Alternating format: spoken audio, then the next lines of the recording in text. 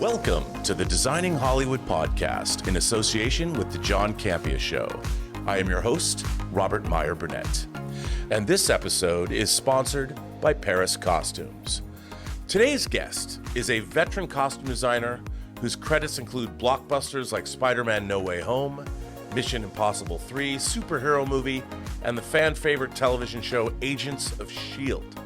Her most recent work has recently taken her to Italy, where she created costumes on the Netflix limited series From Scratch. The costumes are chic, refined, and eclectic, representing the aspirational, elevated vibe enmeshed with traveling abroad. With a slate of projects in the States as well as Europe, she treats her work in costume design like a character study. No matter their origins or culture, she gets to know the fabric of a person, a process which is as intimate as the clothes we put on our back. She's passionate about collaboration on set and constantly works closely with the director, cinematographer, production designer, and makeup and hair design departments in order to craft an all-encompassing look. Her work continues to showcase the unique creative style she possesses and brings to each of her projects. Without further ado, it is my great pleasure to welcome costume designer Amanda Riley to the Designing Hollywood Show. Amanda, welcome. Thank you so much. I'm so honored and very grateful to be here.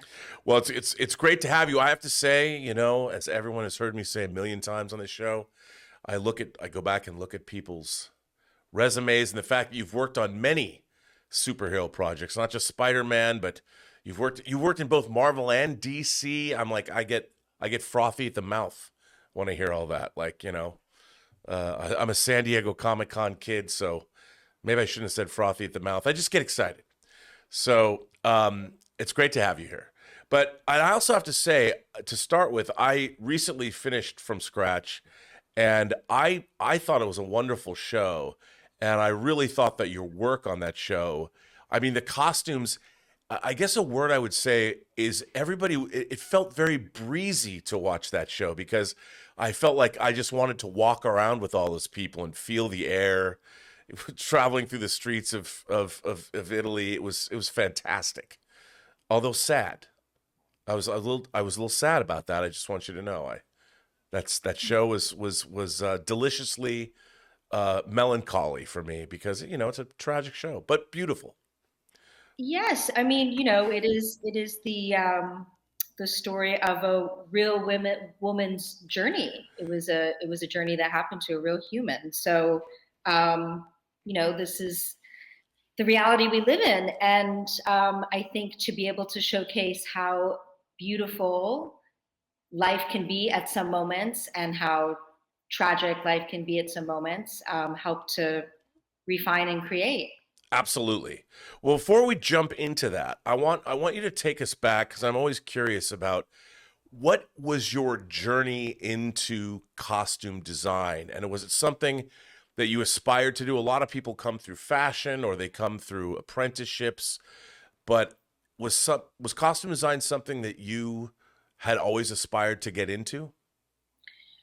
My mother taught me and my sister how to sew when I was young. And so I had always thought kind of after high school, I decided not to go right into college. I wanted to travel and be a ski bunny and kind of all these things. And so I knew that I would always have something to do in the fashion world. So I went to FITM when I was ready to kind of grow up and be an adult in my early 20s.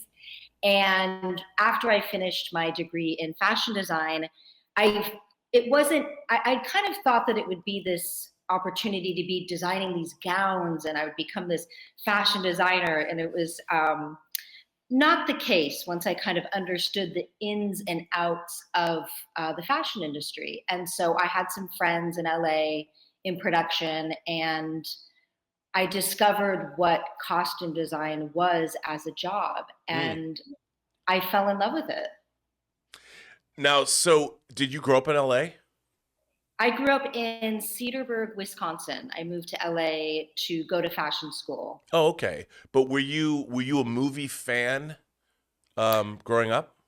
No, well, not really. I mean, I always loved, like, if I think about some of my favorite influences of film as a child, being from the Midwest and growing up in the time that I did, I grew up with 16 Candles and Uncle Buck and Dirty Dancing and Pretty in Pink. I mean, just those kinds of movies really shaped, I believe, how I see so much of film and how much I really care so much about character. I actually just went back and watched National Lampoon's Christmas Vacation, and it's just, I mean, it's timeless. These characters, we can still relate to who they are, and that's what I love so much about being a costume designer and what I do.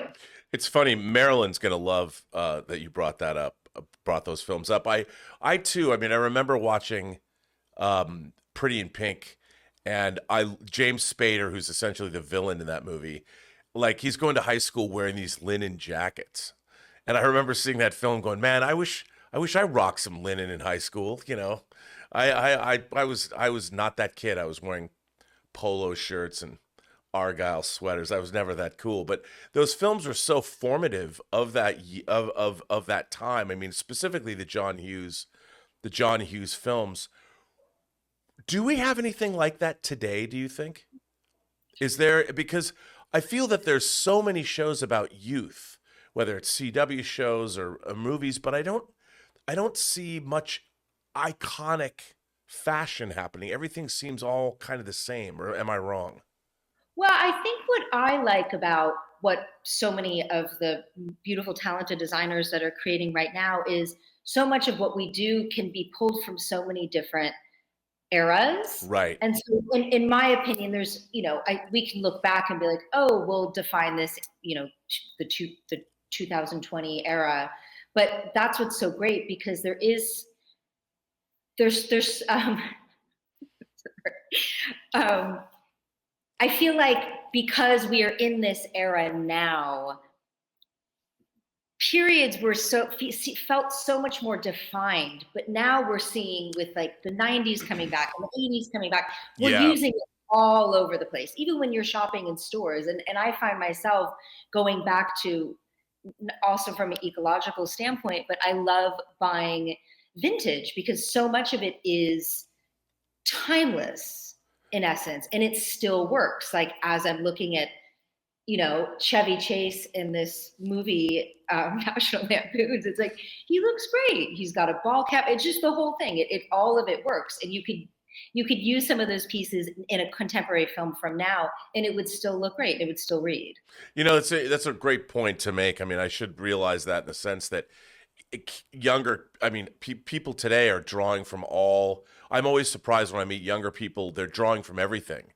They're not just, okay, Taylor Swift has 10 of the top 10 songs on the top 10, but younger people are listening to music from all eras. There's nothing that necessarily defines our time anymore. So I guess that would make your job as a costume designer easier because you can draw from, like you said, the last 50 years and still make it all work.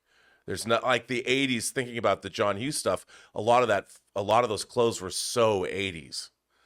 Like that's maybe why I like them, and I remember the linen and remember the Ferris Bueller leather jacket or something.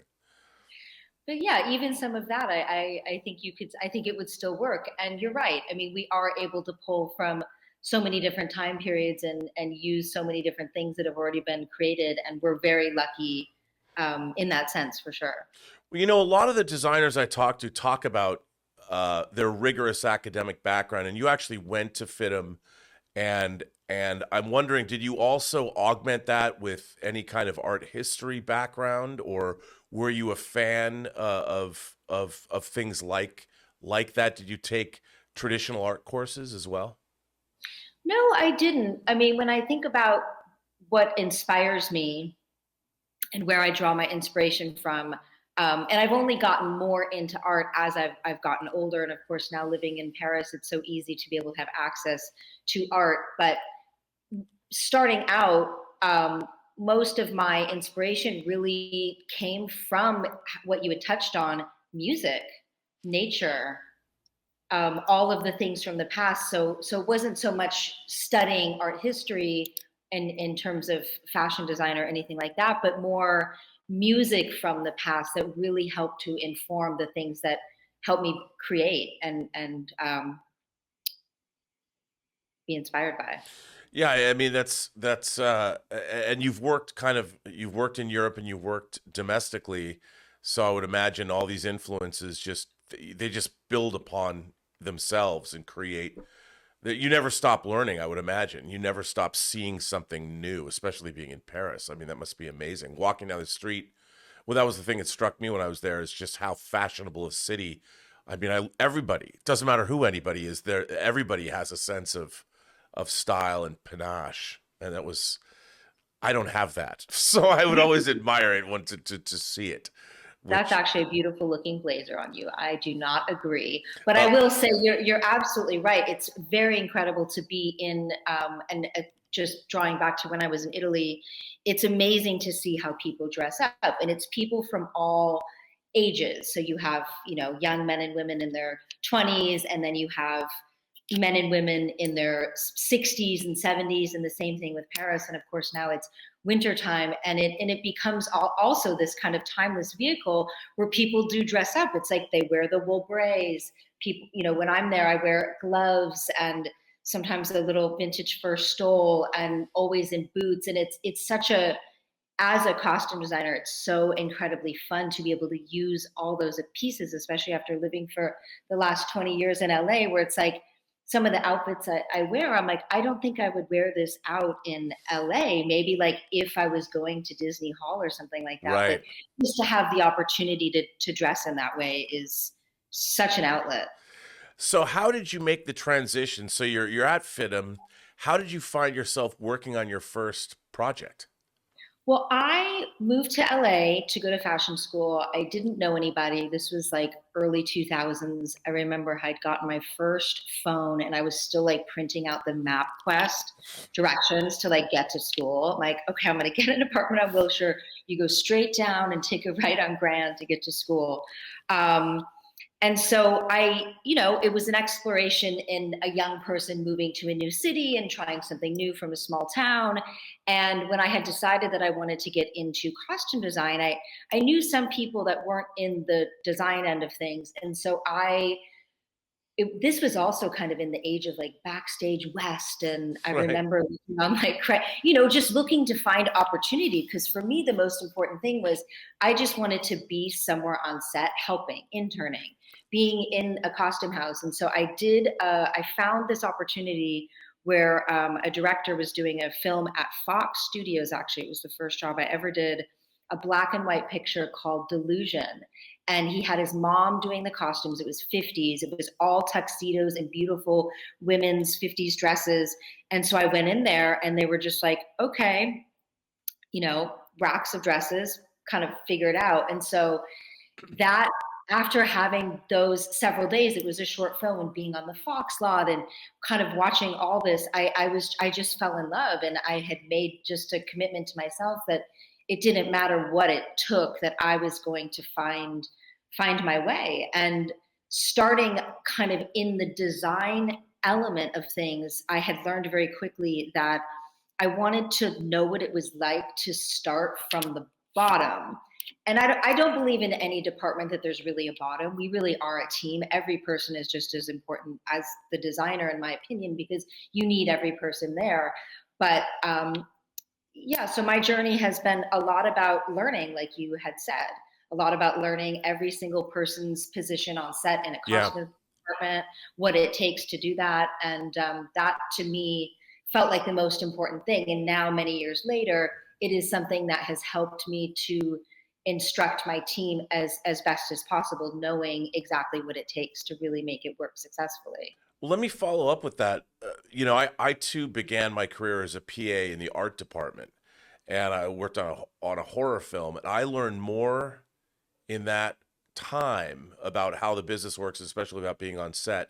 How, I mean, I try to stress to people when I talk to other people like getting into the business, I try and stress to them how important that is, how important it is to find yourself as part of a team and working your way up. I mean, everyone's like, well, Rob, I want to be a producer. I'm like, you would be very ineffective as a producer right away.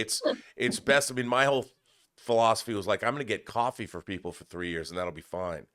But in terms of your career and what you learned and how you progressed through it, would you say that you think it's vitally important for people to sort of, like you said, start.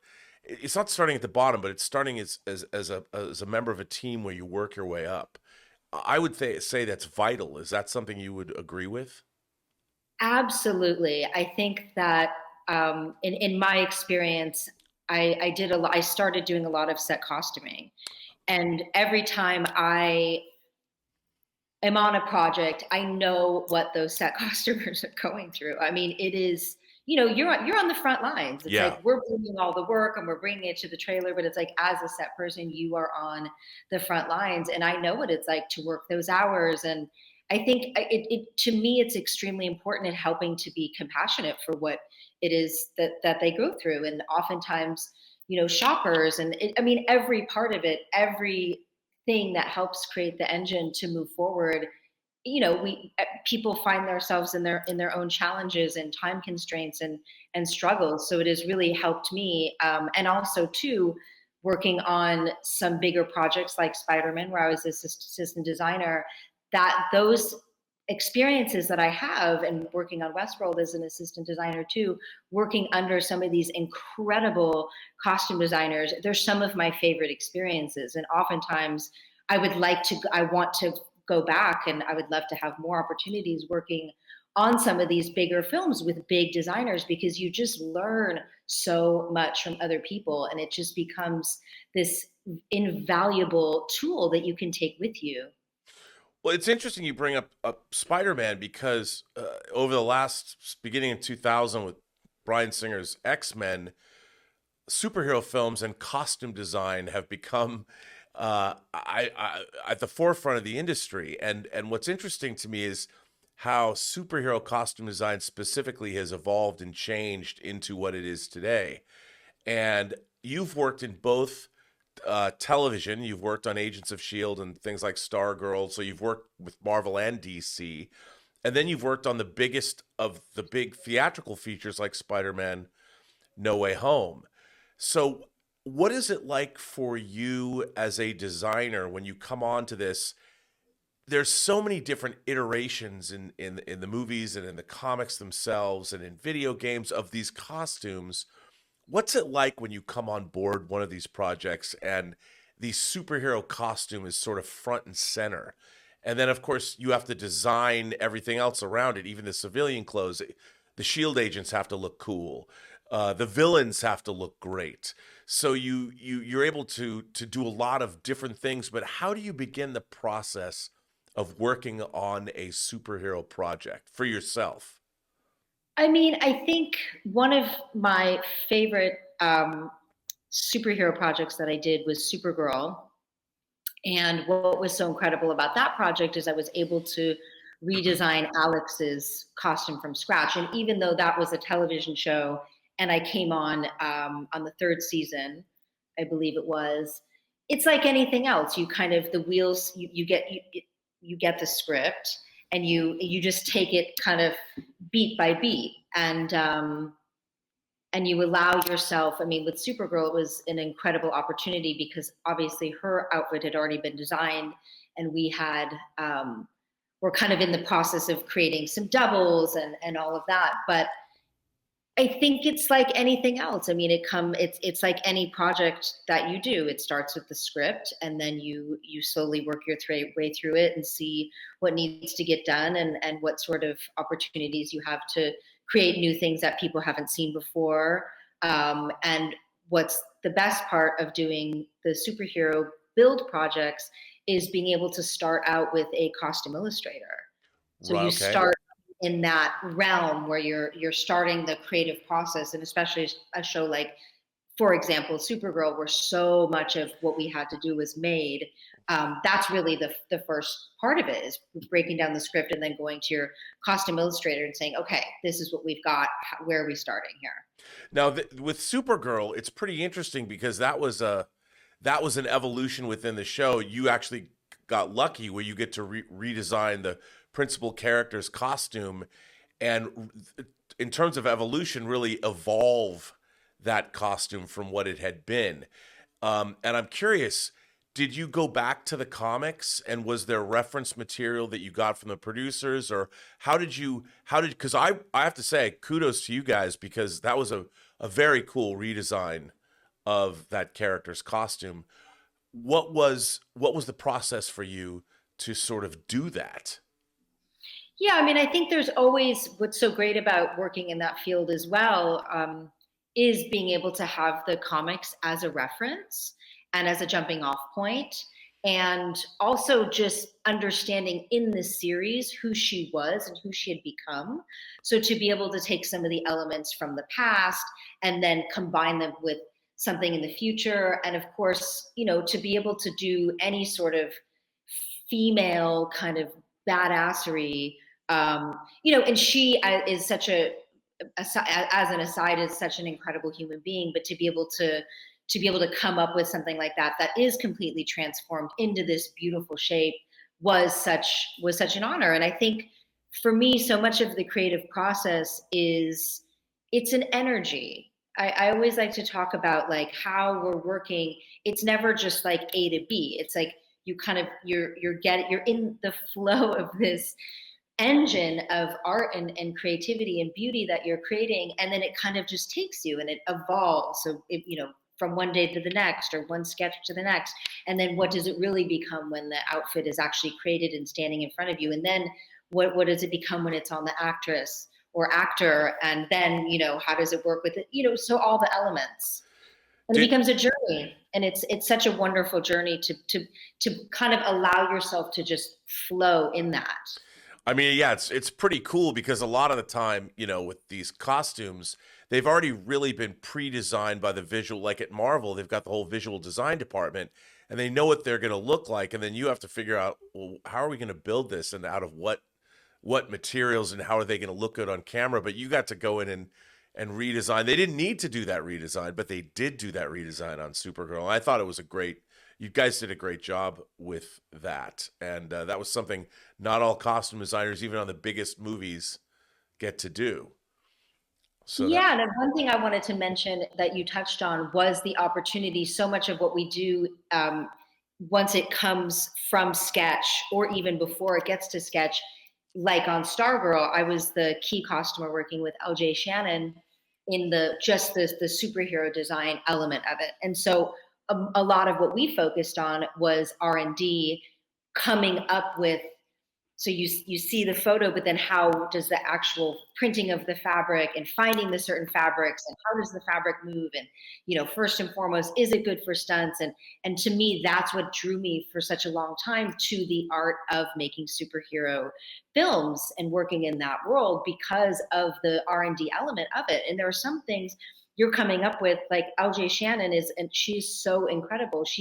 Some of the things that come out of her brain, and the ways that which she can pull from things that she's done and then try out new things. It's working in a team like that is one of the most fulfilling things, because you're really designing on the spot and finding new ways of doing things that have never been done before.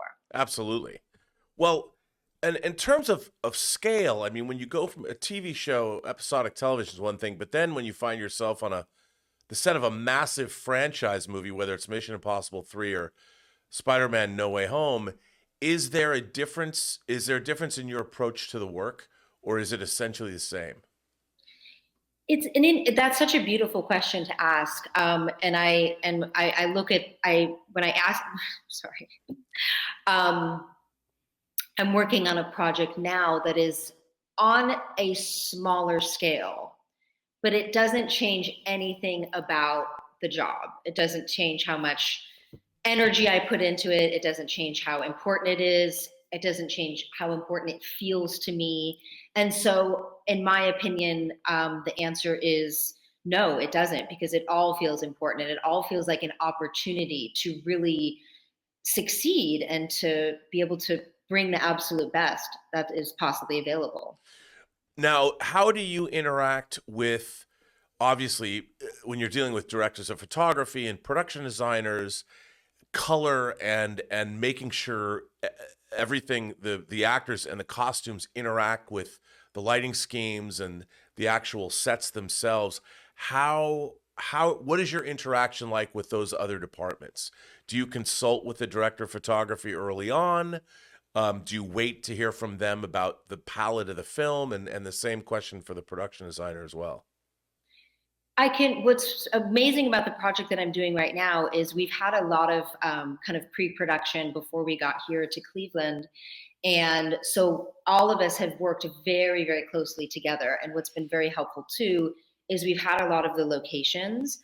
And so because it is a bit of a smaller team, next week we will all go scouting and we are able to keep that network extremely tight. Mm. So we're all on the same page with exactly what it is that we're doing, what the sets are going to look like, what the lighting is going to look like. And in my experience, the best thing is to be able to have all those conversations and have all those elements and then follow it up with the camera test and try to, do it that way just to make sure that everything visually is seen through everyone's same eyes.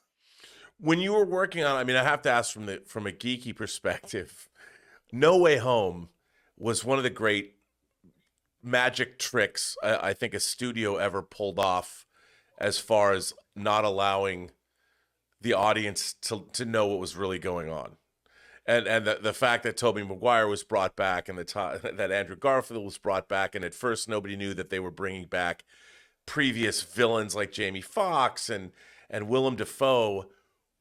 What was that like working on that film? And then you had other designs to draw from. I mean, each of the Spider-Men had their own designs from their movies. The villains, actually, you got to develop new looks. Electro had a more classical comic look than he did in the original in Spider-Man 2 that he first appeared in. What was it like working on that film in particular? Was it crazy, or was it just another day at the office? That film was done, and I was hired to do kind of more on the superhero end of things. So we did that during COVID. That was all kind of happening during the COVID of it all. But I remember reading the script when Sonia Hayes hired me, and I was like, it was incredible to know to just to be able to help and to be able to help to bring back such an incredible piece of history within the franchise Right. and all of the people that were going to be in the show. And yeah, so really just an incredible opportunity to be able to see all of that through. And at the end of the day, I mean, yeah. It was so funny because from our perspective, being a film pundit, and were these characters actually in this movie? What were they doing? It was a lot of fun to cover. They did a very good job playing with everybody out in the real world about what this movie was actually about. Cut to, it makes $2 billion at the box office. So you guys did a great job on that film, and kudos to everybody that worked on it. But now I want to talk about, from scratch, which is, if for those of you who haven't seen it, it's a Netflix series, and it stars Zoe Saldana. And I don't want to. It's a romance, a tragic romance, but it's also about family. It's an incredibly beautiful show, and it wasn't normally something I watched it with my girlfriend. She got me into it, and I loved it.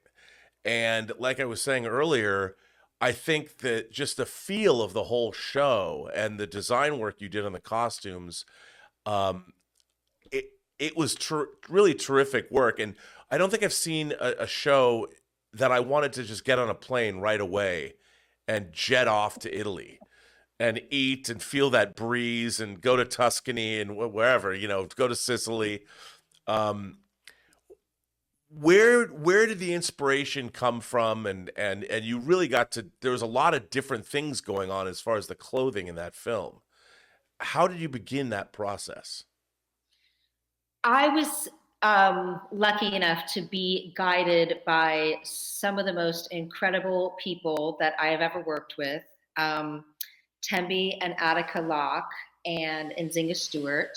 And From Scratch is a story based on Tembi's life experience. So doing a project where I had somebody that actually lived this helped so much in being able to bounce ideas off of. And also, Zoe Saldana is, as an actress and as a creative and as an artist, she truly embodied who this character was. So reading the script and of course starting with her time, Amy's time in Italy, it was very easy to be able to just color so much of what Amy's story would be like throughout the project.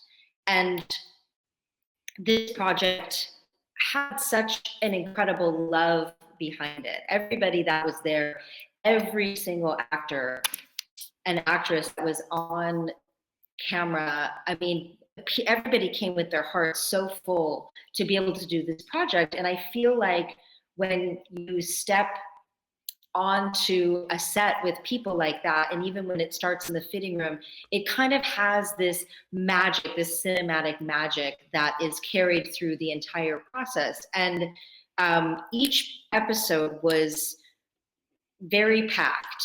There were a lot of story days that needed to be covered, and so it was it was a really big body of work. So we had a lot to do, and of course we blocked shot between what was being filmed in Los Angeles and then what we filmed in Sicily and Florence, and so. I guess that the only way that I can describe it is that this film possessed some sort of beautiful, incredible magic that I do believe the people that watched it were able to feel. Because it's not just about the tragicness of losing a loved one, but the idea that this love exists and that beauty exists and that people can love each other through time and religion and where people come from and all of these things that to me felt like the best takeaway. The wedding dress that you had, was that the Tembi's dress? Was that where did the dress come from? So Tembi had a dress in her original wedding from Amsale was the designer. And when we did the project, Tembi had gotten in touch with them, and through several conversations with, and they're an absolutely wonderful company and have beautiful, beautiful things, they had decided that they would go back into their stock from that year, the early 2000s, and pull the pattern and make the dress. Wow. At make the dress for us. So they took Zoe's measurements, and the dress arrived, and we put it on her, and it was one of those moments as a costume designer that just, it's like why you do it all. It was so incredibly beautiful just to see it on her, and to know that this was actually the dress that Tembi had worn. And you can see it. I mean, that's one of my favorite episodes, is episode 3 in the wedding, and the way that it's shot is just so beautiful to be able to show off the incredible design work. And the dress itself is just absolutely stunning. It's timeless, it's beautiful, it's elegant. It reminds me of something that Audrey Hepburn would have worn. It's so beautiful. No, So I'm glad that they were that for us. breathtaking, and it looked like everything else. It looked incredible, and of course Zoe Saldana is such a beautiful woman, and it was interesting. It was nice to see her no longer as a CGI Na'vi, 10 feet tall, or Gamora Green in the Marvel universe. It was nice to see her come back, seeing her in her in just as an she's just so naturally beautiful. And we haven't. I was watching the show going, wow. I'm so used to seeing her as an alien, or she was on the bridge of the Enterprise, and it's so nice to see her wandering around in Italy. It was fantastic, and she looked radiant in that dress. It was spectacular. Now, were there other creative challenges in the series for you, or was it pretty straightforward? I mean, I think we're always dealing with challenges in one way or another, whether it's time or all all of the things that we struggle with. But I think anything that did come up was easily resolved because I had such an incredible supportive team that had my back, and then of course the producers and directors and all of the people that were involved. Everybody was just, it was just such a tight knit team that we were able to resolve anything so fast. And of course, I mean, the creative process, especially when you're doing a project like this and you see it in front of you, there's what you read on the page, and then you see the actor in it and you see them, in a fitting, and it's like, okay, is it exactly what you had imagined? And basically everything we were able to work through, and it was really incredible. And a lot of the things we were able to shop and create and build in Los Angeles, but there was a big chunk of our Italian portion of the film that we were able to source and design and craft there, which made it so beneficial to be able to really tell the stories of these widows and just get things local. That's Sure. exactly what they have worn. Well, when you actually went on location, you're outside. There's a lot of people on those streets, and we're meeting a lot of people in the townspeople. Were those a lot of locals, or was there a lot of? Do they bring in extras, or how does that work? And is it different from shooting over here? And did you have to clothe a lot of the background? We definitely dressed a lot of people. There were a lot of local people, but we definitely dressed a lot of people. And I was so pleasantly surprised by the crews, the talent, the actors and actresses that came aboard. It was such a pleasant surprise. I guess in my mind you think like Hollywood is, it's where it's all happening in LA, but it's like the truth of the matter is internationally there are so many talented men and women that work behind the camera and in front of the camera, and it was really such a delight because the project just continued to flow, especially with all this new energy and these new people that we had brought on. And so that just kind of fit like a puzzle piece into the rest of it. Yeah, I mean, it was very authentic, and it was a joy to watch that show. As sad as it was, sad as it was. I mean, I know it was about grief, but man, I can't stress enough for you people out there watching this. It's a beautiful show, and even if you don't think it's your cup of tea and you want to watch some more Agents of Shield, watch this show because you'll definitely get something out of it. Well, let me ask you this. Of course, on the show, a lot of people watch and they want to know, like, okay, they want to get into what you're doing. And now there's more outlets than there's ever been. People can post their designs on Instagram. They can do all kinds of things to get their work out there.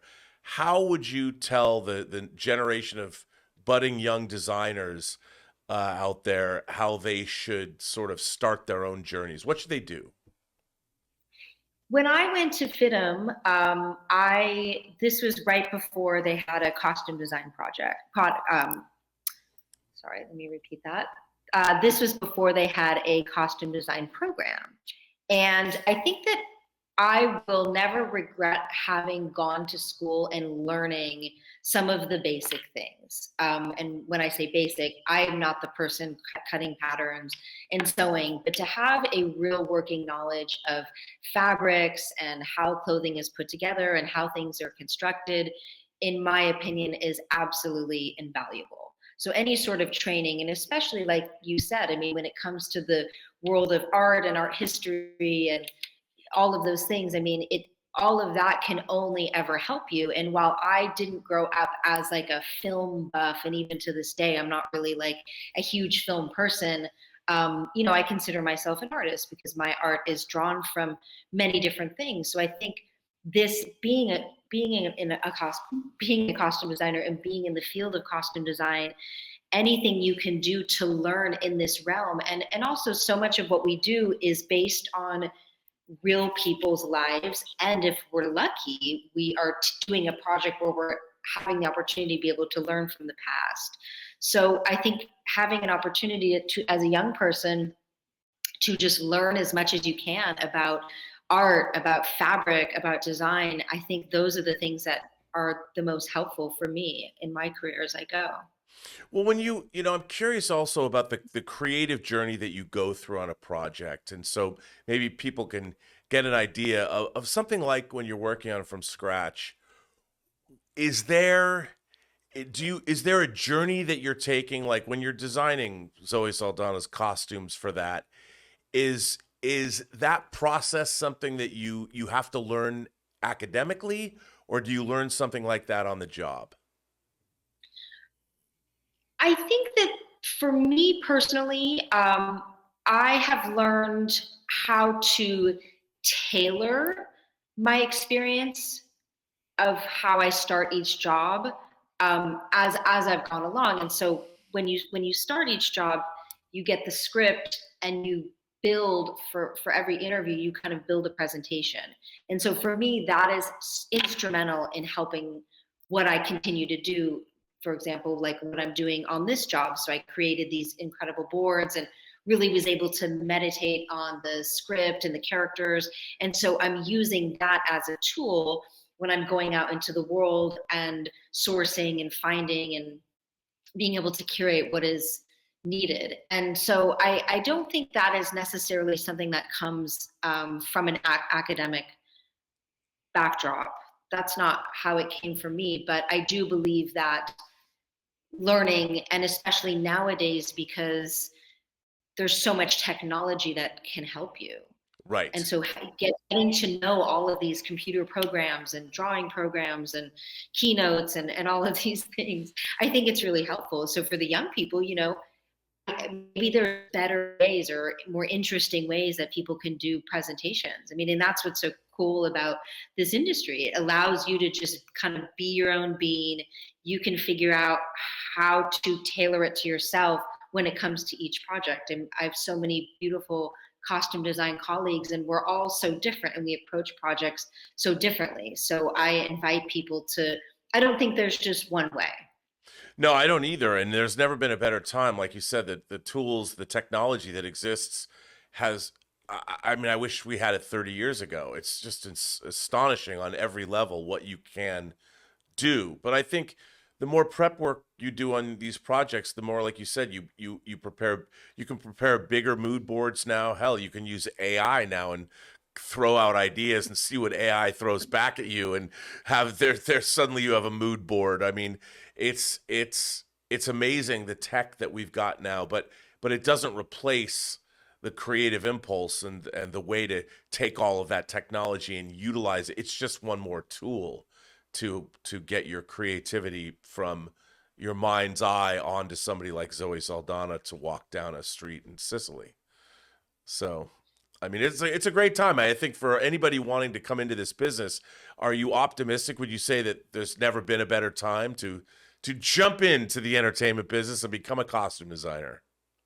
Absolutely. I am so incredibly grateful for my career, for the fact that I have been in this industry and I'm in a union and kind of all the things that protect me with that. And I have enjoyed all of the elements of it. And also, the world is getting smaller. There's production happening all around the world. Yeah. As you know, I recently relocated to Paris, France, because I believe that the world is getting smaller and we can connect all over the globe. So not only is it for the people living in New York and LA, but there's people all over the world that can have the opportunity to be able to jump into this line of work. And I will say, I mean, the best way that I have found for me to move forward is to learn from others, and figure out what your rhythm is and what your personal language of design is and how you want to see it, because it really can be a personal journey into your own artistic sense.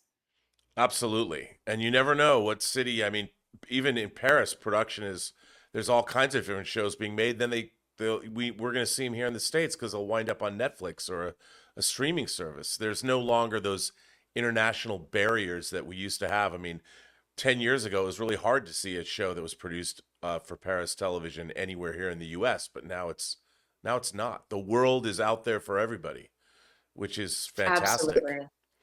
Well, li- Everyone's dreams are valid and everybody has the opportunity to follow those dreams. Well, listen, what do you have? First of all, are you on social media? Can people follow you on Instagram?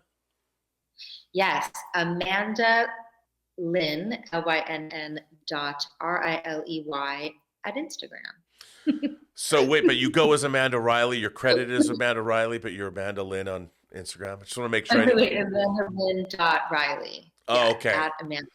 Oh, So got it. I still live a little more in the analog world, so I'm happy with that. We're using paper and pencil. Yes. Well, that's good. Now, I know you can't quite talk about what you're working on now, but is there anything that's coming up for you? Did you finish something? What do you have coming up either soon or in 2023 that you can say what it is, or can you not? I have an amazing movie that I did called Breakwater. That is starring Dermot Mulrooney, Darren Mann, and Alyssa Goss. And that's an incredible thriller that I did in North Carolina. And that's going to be coming up anytime very soon. That's a feature that I did. And yes, the project that I'm coming on now, I can't really talk about what it is, but I can assure you that you will love it. And it's something full of heart and spirit and soul and a happy ending, because I think we can all use something uplifting. Absolutely. Well, Amanda Riley, it has been so good to speak with you today on the Designing Hollywood podcast. I want to thank you so much for your time and to be here on the podcast. Thank you so incredibly much for the opportunity, really, from my heart. Thank you. Absolutely. Well, good luck, break a leg, and I can't wait to see what you create next, especially if they involve wedding dresses. Thank you. And a special thanks to our sponsor, Paris Costumes. Paris Costumes has been a part of the history of the European theater, film, and television industry since 1856 and has become 21st century tailors.